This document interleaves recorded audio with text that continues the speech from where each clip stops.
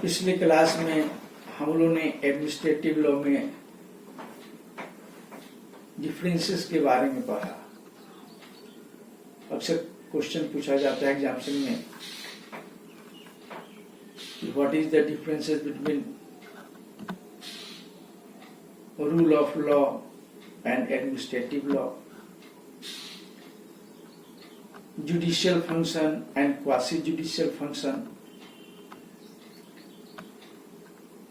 legislative function and executive function,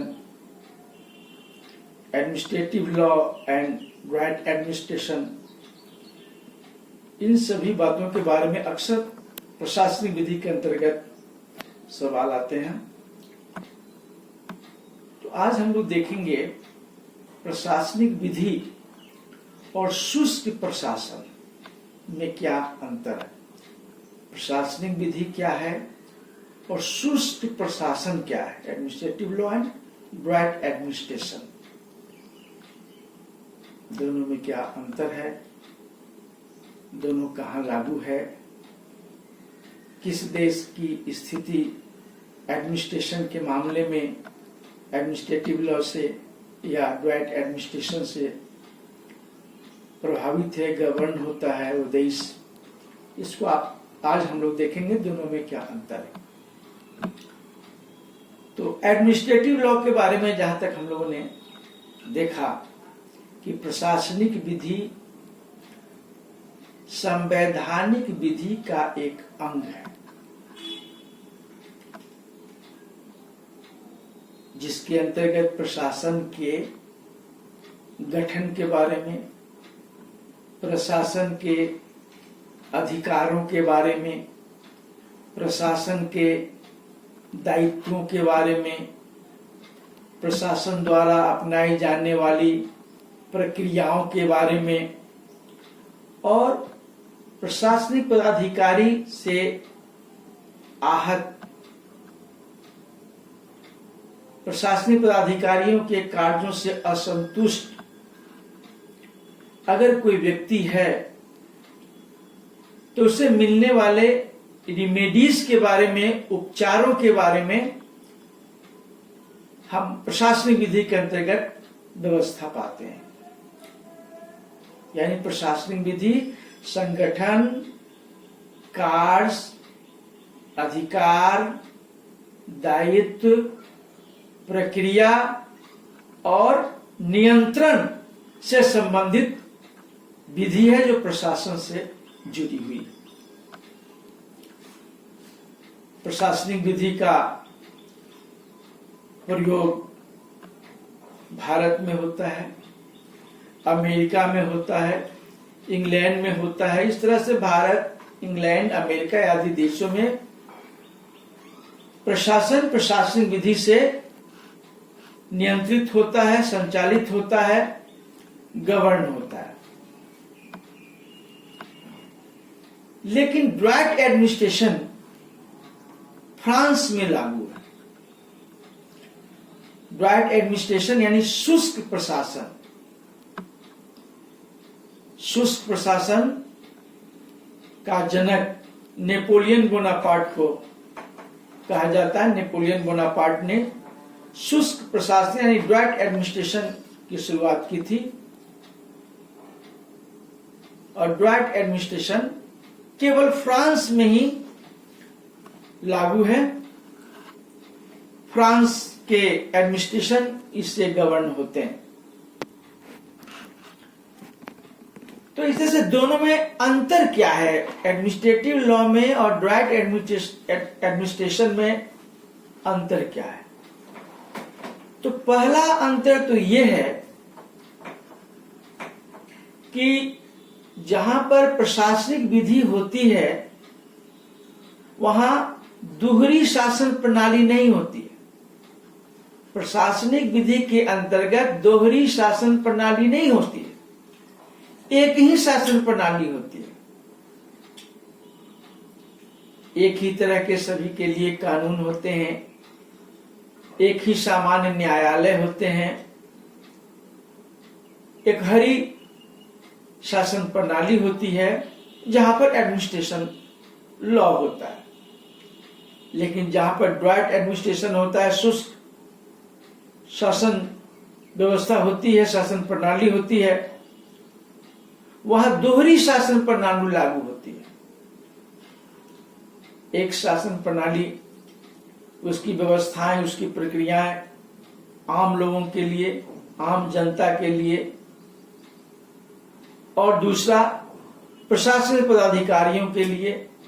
इस तरह से शुष्क प्रशासन के अंतर्गत, ड्राफ्ट एडमिनिस्ट्रेशन के अंतर्गत शासन की दोहरी प्रणाली लागू होती है। फिर जहां प्रशासनिक विधि लागू होती है,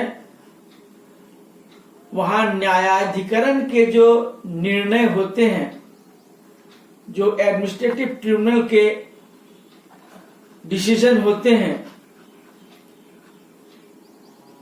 उसका अपील सामान्य न्यायालयों में किया जा सकता है। कुछ विशेष परिस्थितियों में तथ्य संबंधी गलतियों, तथ्य संबंधी बातों, मिस्टेक ऑफ फैक्ट के संदर्भ में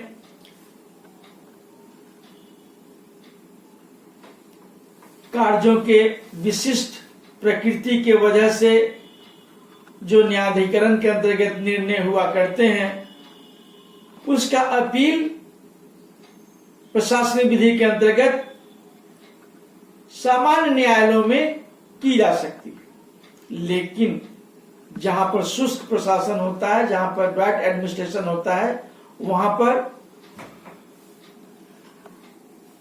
सामान्य न्यायालयों में ड्राफ्ट एडमिनिस्ट्रेशन संबंधी किसी डिस्प्यूट, किसी फॉल्ट, किसी ऑफेंस का अपील सामान्य न्यायालयों में नहीं किया जा सकता।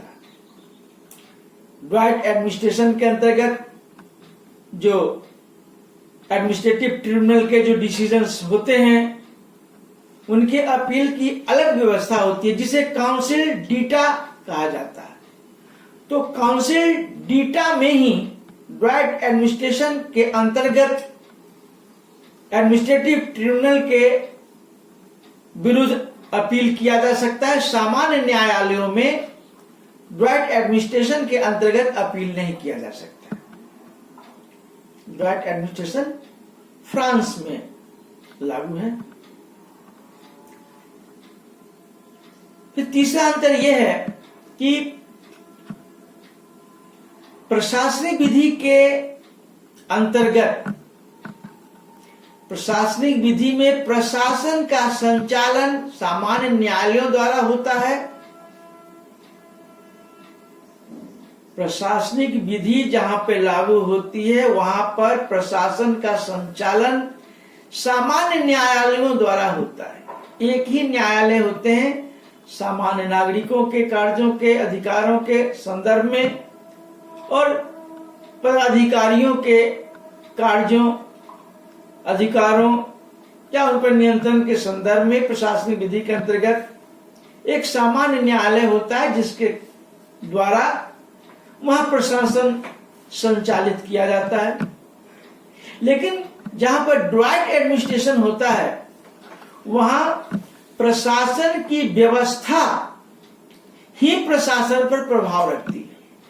जो प्रशासनिक व्यवस्था होती है, वो व्यवस्था ही प्रशासन पर अपना प्रभाव रखती है। सामान्य न्यायालय उस पर अपना प्रभाव नहीं रखती। फिर एडमिनिस्ट्रेटिव लॉ और ड्राफ्ट एडमिनिस्ट्रेशन में यह भी महत्वपूर्ण अंतर है कि प्रशासनिक विधि संविधान के अधीनस्थ रहकर कार्य करती है। हमने शुरू में देखा कि प्रशासनिक विधि संवैधानिक विधि का ही एक अंग है, एक भाग है, संविधान के अधीनस्थ है। तो प्रशासनिक विधि संविधान के अधीनस्थ रहकर कार्य करती है। लेकिन जो शुष्क प्रशासन का कार्य है, वो शुष्क प्रशासन का कार्य, ड्राफ्ट एडमिनिस्ट्रेशन का जो फंक्शन है, वो अपने आप में स्वतंत्र व्यवस्था है। शुष्क प्रशासन एक स्वतंत्र व्यवस्था है, जबकि प्रशासनिक विधि स्वतंत्र व्यवस्था नहीं है, वो संविधान के अधीनस्थ रहकर ही कार्य करती है। फिर हम देखते हैं कि जहां पर प्रशासनिक विधि लागू होती है वहां पर न्यायिक पुनर्विलोकन का काफी महत्व होता है। जैसे भारत में ही लीजिए, इंडियन कॉन्स्टिट्यूशन का जो पार्ट 3 है, फंडामेंटल राइट्स से रिलेटेड, मौलिक अधिकार से संबंधित जो भाग 3 है,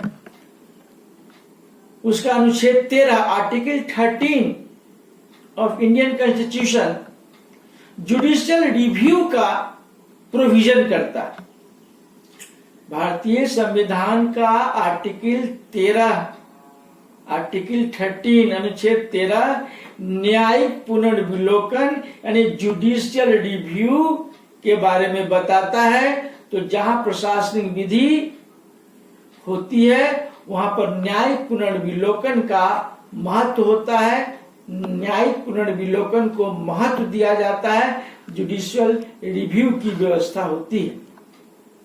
लेकिन जहां पर ड्राइट एडमिनिस्ट्रेशन होता है, जहां पर शुष्क प्रशासन होता है, वहां न्यायिक पुनर्विलोकन का कोई महत्व नहीं होता है। न्यायपालिका, सामान्य न्यायपालिका न्यायिक दृष्टिकोण से उसे अवलोकित नहीं कर सकता, उसे रिव्यू नहीं कर सकता। जुडिशियल रिव्यू ड्राइट एडमिनिस्ट्रेशन के अंतर्गत नहीं पाया जाता है, जबकि प्रशासनिक विधि के अंतर्गत प्रशासनिक विधि में न्यायिक पुनर्विलोकन का काफी महत्व होता है। और प्रशासनिक एक्टिविटीज, प्रशासनिक जो ऑर्डर्स होते हैं वो सब न्यायिक पुनर्विलोकन के अंतर्गत आते हैं, जो इंडियन कॉन्स्टिट्यूशन के पार्ट 3 के मौलिक अधिकार चैप्टर के अंतर्गत आता है। फिर हम देखते हैं कि प्रशासनिक विधि में प्राकृतिक न्याय के सिद्धांत को महत्व दिया जाता है। जहां पर स्टैट्यूटरी लॉ नहीं होता है, जहां पर कोई कानून उपलब्ध नहीं होता है, कोई मार्गदर्शन नहीं होता है, जहां पर पदाधिकारियों को अपने विवेक से कार्य करने का विधिक अधिकार होता है, जहां पर वो अपने डिस्क्रिशनरी पावर का प्रयोग करते हैं प्रशासनिक पदाधिकारी, वहां पर वो प्राकृतिक न्याय, नेचुरल जस्टिस के सिद्धांत को महत्व देते हैं।